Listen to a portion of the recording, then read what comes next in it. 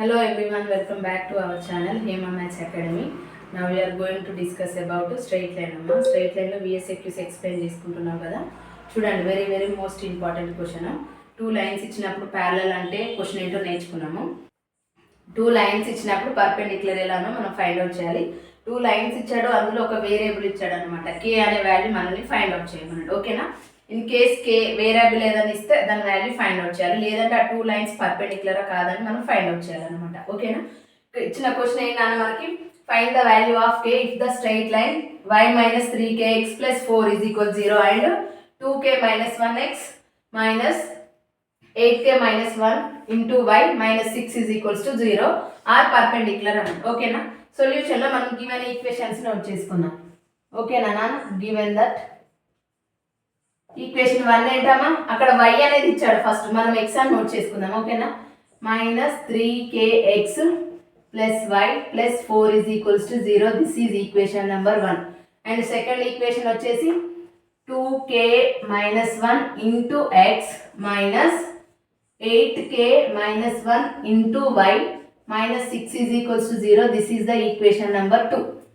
ఓకేనా? ఇక్కడ ఈక్వేషన్స్ ఇచ్చినప్పుడు ఫస్ట్ ఆఫ్ ఆల్ ఏం చేయాలంటే ఈక్వేషన్ 1 స్లోప్ ఫైండ్ అవుట్ చేయాలి, ఈక్వేషన్ 2 స్లోప్ ఫైండ్ అవుట్ చేయాలి.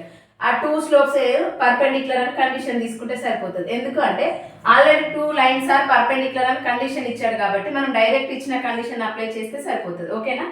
Equation slope of 1 equation 1 slope find out చేద్దాం. ఈక్వేషన్ 1 స్లోప్ లేదంటే స్లోప్ ఆఫ్ ఈక్వేషన్ 1. ఓకేనా?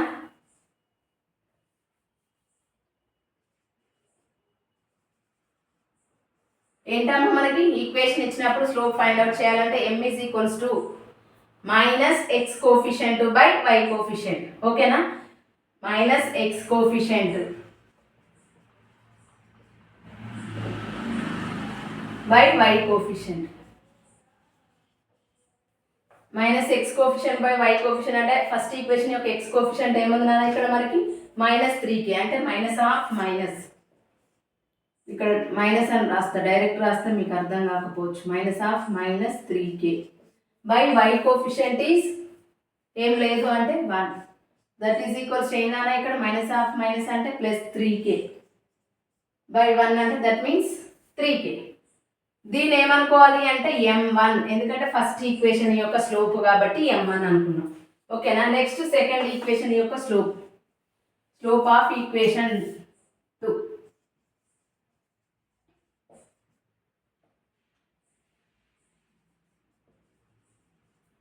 ఈక్వేషన్ 2 ఏంటన్నా మనకి m2 = same as usual -x coefficient by y coefficient. ఇక్కడ ఏముంది -2k - 1. x కోఎఫిషియంట్కి మైనస్ లేదు, మనకి ఫార్ములాలో మైనస్ కాబట్టి మైనస్ నోట్ చేసుకోండి.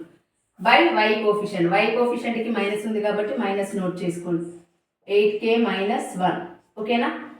Minus get cancel. ఏం మిగులుతుందా మనకి న్యూమరేటర్లో 2k - 1 బై 8k - 1. ఈ 2 స్లోప్స్ ఏమన్నాడు perpendicular. Equation 1 and 2 are perpendiculars అన్నాడు. Equation 1 and 2 are perpendiculars. ఓకేనా?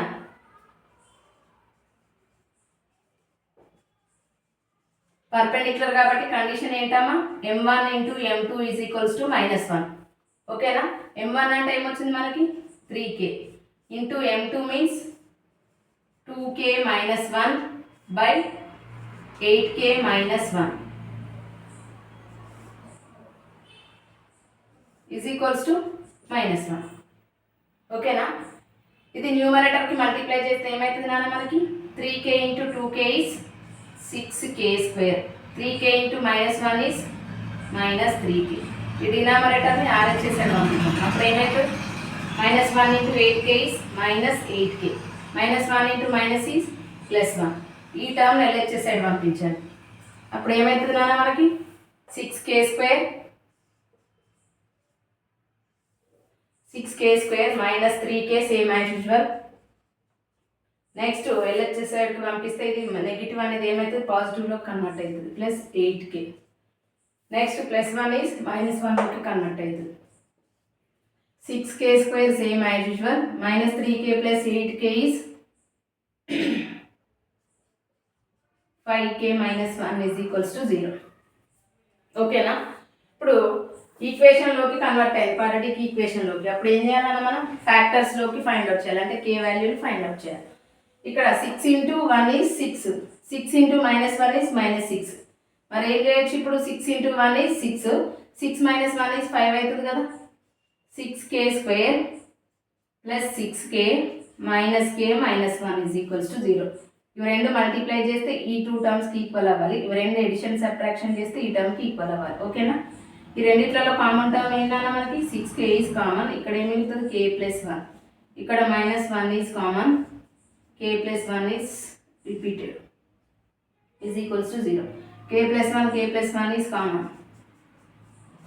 Next remaining term 6k minus 1 is equals to 0. అంటే k plus 1 is equals to 0, అంటే k ఈక్వల్స్ టు మైనస్ 1.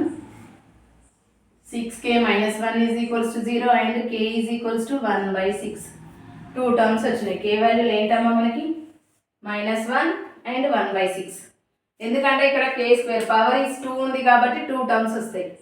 ఏం లేదా, 2 లైన్స్ పర్పెండిక్యులర్ అని condition ఇచ్చాడు కాబట్టి ఈక్వేషన్స్ అయితే ఏం ఫైండ్ అవుట్ చేస్తామంటే ఈక్వేషన్ 1 స్లోప్ ఫైండ్ అవుట్ చేయాలి అండ్ అలాగే ఈక్వేషన్ 2 యొక్క స్లోప్ ఫైండ్ అవుట్ చేయాలి. There are 2 slopes are perpendicular. Condition ఏంటమ్మా? m1 into m2 is equals to -1. ఆ కండిషన్కి ఈక్వేట్ చేస్తే మనకు ఒక క్వాడ్రాటిక్ ఈక్వేషన్కి కన్వర్ట్ అయింది. ఆ క్వాడ్రాటిక్ ఈక్వేషన్ నుండి k వాల్యూ ఫైండ్ అవుట్ చేస్తే k ఈక్వల్స్ టు -1 అండ్ 1/6 వచ్చేసింది. ఓకేనా? వెరీ వెరీ మోస్ట్ ఇంపార్టెంట్ అన్న. ప్యారలల్ లైన్స్ అయినా, పర్పెండిక్యులర్ లైన్స్ అయినా, తర్వాత యాంగులర్ బైసెక్టర్ అన్న, ఈక్వల్ యాంగిల్స్ అన్న, ఏది ఇచ్చినా మీకు very very most important. Mutually perpendicular లేదంటే whose sum is 0, making sum is 0, అలాంటి క్వశ్చన్స్ ఏవి రిపీట్ అయినా చాలా జాగ్రత్తగా నేర్చుకోండి. నా వీడియోస్ కనుక నచ్చినట్లయితే లైక్ చేయండి, షేర్ చేయండి, సబ్స్క్రైబ్ చేయండి. Thank you for watching.